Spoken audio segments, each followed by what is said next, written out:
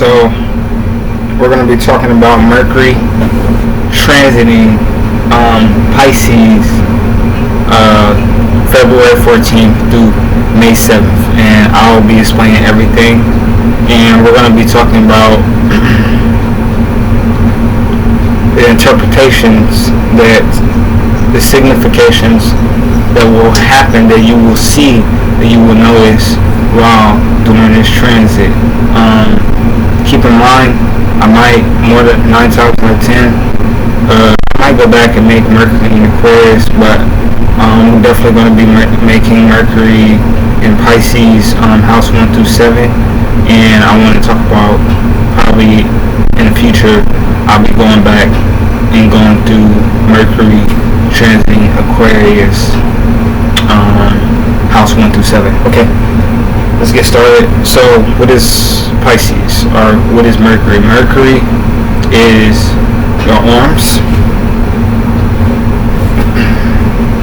your shoulders, your mind, how you communicate, more so the style, not the tone. The volume and the tone is related to the second house, which is Venus, Taurus. The style, the wave, and the synchronicity and the speed, the dialect, is all Mercury. Mercury is also stores. Mercury is how the motor of your right side of your brain and your left side of your brain, and how those intertwine, how those perceive outwards. Okay. Mercury is also your cousins, your siblings. Mercury is also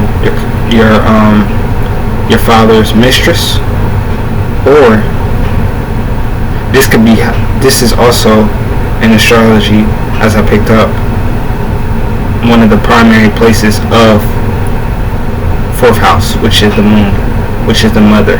So if you do not feel comfortable of always going to your fourth house for information about your mother, you can always go to the third house, since it is opposite to your biological father. Ninth house is biological father. Third house is your father's shadow side, and your father's alter ego's actions, the actions that your father cannot perceive within himself. This is also DNA too, but this is also passed down DNA of mind abilities of father and mother. Okay. Even the abilities that they may have not seen themselves do, since if this is the house of the mother as well, you will see that the opposite sign is the ninth house, and you will always grasp towards ninth and the third house. But we're talking about Pisces, so let's get back into keeping a focus. So what is Pisces? Pisces is the 12th house. It's also your delineations of solitude. It's also what you like doing in solitude. Okay, it is your past sicknesses. It is how your sicknesses will end, whether good or bad. Pisces is also the house of lost and found. It is also controlled by the dream world, and also the transcendence of yourself. Also is the house of endings and beginnings. Okay, more so transcendence of beginnings, because the next sign of Pisces is the first house, which is Aries. Okay. Also, this house is related to scrutinization. Okay, of pets. So how you may treat, how you do not perceive yourself, of how you treat your pets, how you realistically treat your animals, treat your health, and treat your everyday duties. Okay, this house is also about build up because it's water. Okay.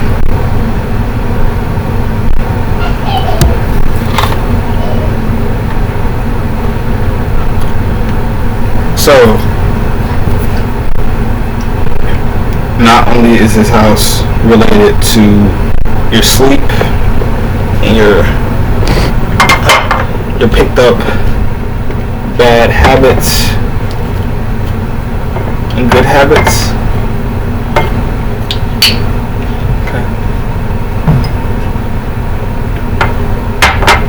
It is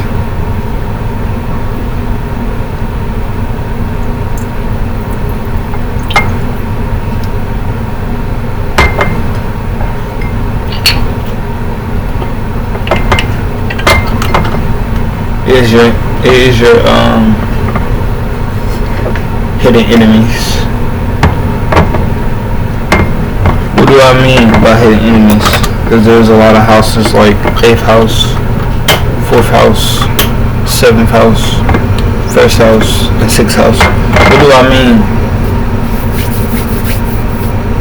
by hidden enemies?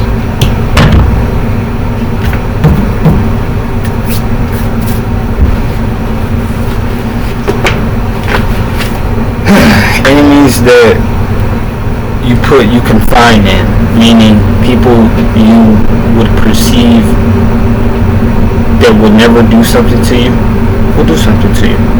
Okay? That's an enemy, hidden enemy. Okay? People who might put on the front,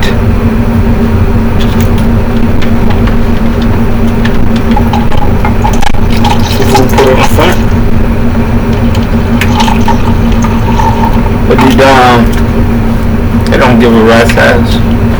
But deep down, they said some things in the past to contribute to every day of how they analyze you. That is not a friend. That is an enemy. Okay. How do you also perceive an enemy? How do you also perceive a hidden enemy? Finding information you normally wouldn't find. Finding out things that you normally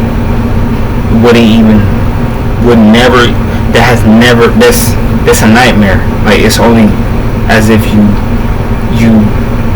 would dream it, or you wouldn't even think. Like, even if you did think it, you would think totally, hey, I would never think this. But while you would never think this action or perception is done. It has manifest. It has came to the point of where dreams meet reality. You say your worst nightmares can't come true. People, many in life, a lot of people's nightmares are things that they never thought has came true. Okay. The reason why I show my face this video specifically is because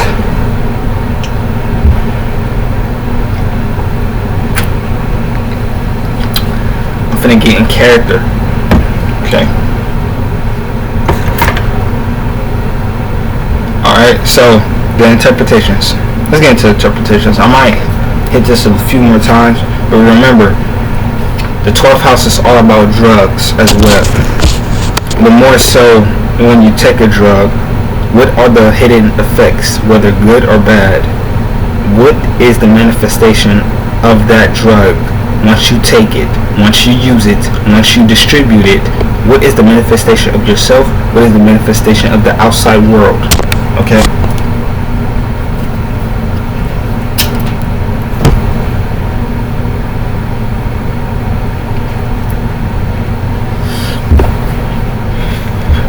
Alright, so let's get into it. I wrote some things down. Misplacement of technology devices or pieces of information could be lost or found.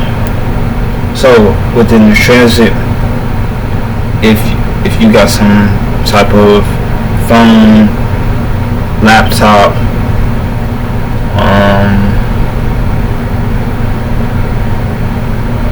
nice watch, nice diamonds, nice clothing, more so dreamy, more so outwardly.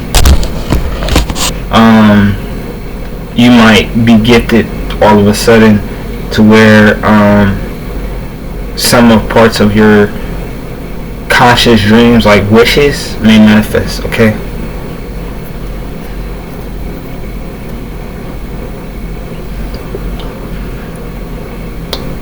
Anonymous skill sets will be set. There's a chance of close interaction with your subconscious intellect. Mercury is all about intellect. Jupiter is all about knowing. Jupiter and Neptune shares the 12th house. Okay?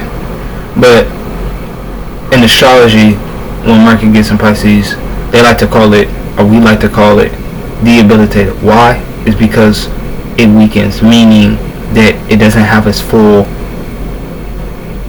the planet doesn't have its full will. It doesn't have its full power.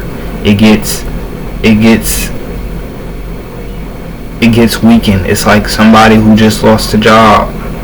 Okay, and by the way, lost a job is definitely possible. Or loss of side gigs, side hustles, is possibly lost, or of course found. This is also the house of unknown as well, just like 8th and 4th. Okay, it's just the different perceptions of how powerful the water signs are. The perceptions is deeper than the eye could ever perceive. Okay. Unorthodox communication.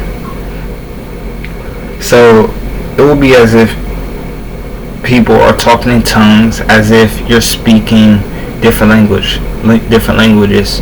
For example, sign language. Okay, it's a skill trait. It's an unorthodox way of communication that will be in Mercury and Pisces. If you have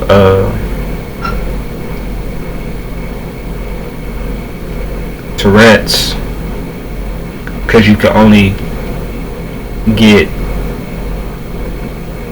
like a song, so you can only understand things through, not understand it, but it's more clear because it has a melody, it has a flow, it has something you could your mind could abstract upon. Okay. Again, this brings unordinary languages, and I want to say, what's that thing called where you read words backwards? That's Mercury and Pisces. Okay. When you read words backwards, I forgot what it's called. It's called, I really forgot. It's called, I forgot what it's called. I might remember. What is it called?